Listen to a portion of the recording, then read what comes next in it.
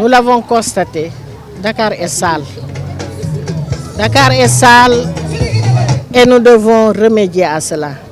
Je l'avais dit à l'entame de mon mandat que je ne voulais plus entendre parler de Dakar, citer Dakar, je veux dire, parmi les villes les plus sales au monde. Donc mon objectif principal, c'est de rendre Dakar propre pour le reste de mon mandat. Nous y avons travaillé pendant 1 an maintenant, puisque le comité technique avait été installé l'année dernière. Et depuis 1 an, nous avons cogité, nous avons réfléchi. Et heureusement, beaucoup de personnes ont adhéré. Vous avez vu l'engouement qu'il y a eu avec les associations qui ont nettoyé partout, les challenges que nous avons vus, Dakar, Save, ainsi de suite. Et finalement, les acteurs culturels nous ont rejoints dans ce combat pour nous aider dans la sensibilisation. Il faut pérenniser ce programme. Nous allons le lancer. Là, c'est le lancement fait par les acteurs culturels. Mais nous allons démarrer, nous avons même démarré, mais nous allons continuer. Parce que vous vous rappelez, nous avions commencé le désencombrement avec le ministère de l'Hygiène. Ça va se poursuivre, il y a eu un petit arrêt, mais ça va reprendre. Et avec le désencombrement, à chaque fois que nous allons désencombrer, nous allons nettoyer et occuper la place. L'occuper comment? En l'aménageant. L'implication des populations est importante. Parce que nous ne pouvons pas mettre des policiers partout.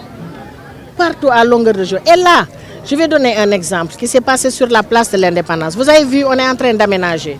Une dame est allée uriner sur la place. Un gardien l'a vue, elle a arrêté, lui a demandé de ne plus faire ça. Elle a dit qu'elle a été battue par ce gardien. Et qu'est-ce qu'on fait? On porte plainte contre ce gardien qui travaille à la ville de Dakar. On l'amène à la police, on le met en garde à vue. Heureusement qu'après, ils l'ont relâché. Mais dans quel pays est-ce qu'on est? Cette femme qui a uriné à la place de l'Indépendance, elle méritait d'être sanctionnée.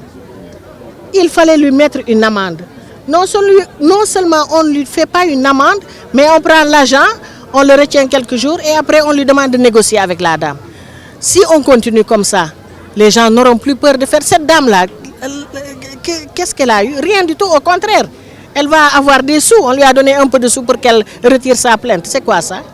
Il faut qu'on reverdisse Dakar. Dakar était vert, elle a perdu de sa verdure. Il faut qu'on replante, qu'on mette beaucoup d'arbres, qu'on fleurisse. Et ça, le programme de micro-jardin qu'on avait à la ville de Dakar, ça a aidé à embellir quelques espaces dans Dakar. Parce que ces tables où on plante les légumes, ça fait de la verdure.